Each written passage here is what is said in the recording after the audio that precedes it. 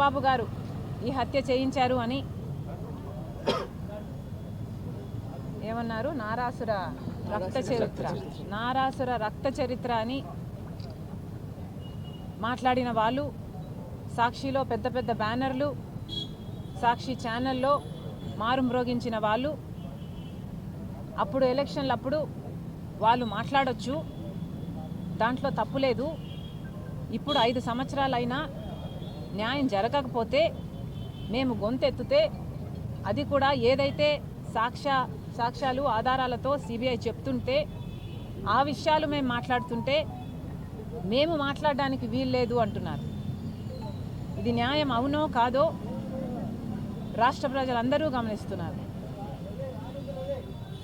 జగన్మోహన్ రెడ్డి గారికి ఒక చిన్న రాయి తగిలితే దానికి హత్యాయత్నం అని పెద్ద బ్యానర్ ఐటమ్గా వేసుకున్నారు.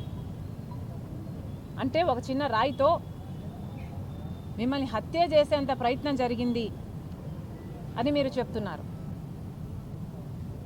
మరి చిన్న రాయితో కొడితేనే మీకు హత్యాయత్నంలా ఉంటే రాజశేఖర రెడ్డి గారి తమ్ముణ్ణి, వివేకానంద రెడ్డి గారిని, ప్రజానాయకుణ్ణి 7 సార్లు తల మీద గొడ్డలితో నరికి నరికి నరికి నరికి నరికి నరికి నరికి 7 సార్లు నరికితే ఆయన మెదడులో ఉన్న ఎంకలు కనిపిస్తున్నాయి. ఆయన మెదడు బయటకు వచ్చింది, తల మీద ఉన్న ఎంకలు కనిపిస్తున్నాయి, మెదడు బయటకు వచ్చింది.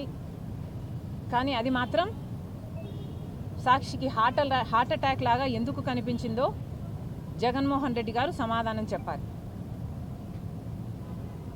చనిపోయినప్పుడు, వివేకానంద రెడ్డి గారు చనిపోయినప్పుడు సిబిఐ కోరిన జగన్మోహన్ రెడ్డి గారు, సిబిఐ ఎంక్వైరీ కోరిన జగన్మోహన్ రెడ్డి గారు అధికారంలోకి వచ్చిన తర్వాత సిబిఐ ఎంక్వైరీని ఎందుకు వద్దన్నారో జగన్మోహన్ రెడ్డి గారు ప్రజలకు సమాధానం చెప్పాలి. సిబిఐ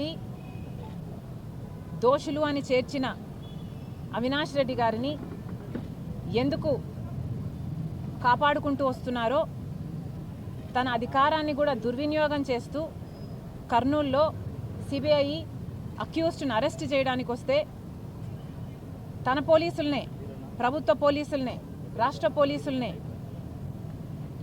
కంచెగా వేసి జగన్మోహన్ రెడ్డి గారు అధికార దుర్వినియోగం చేసి ఎందుకు కాపాడారో ఒక అక్యూజ్డ్ని రాష్ట్ర ప్రజలకు జగన్మోహన్ రెడ్డి గారు సమాధానం చెప్పాలి.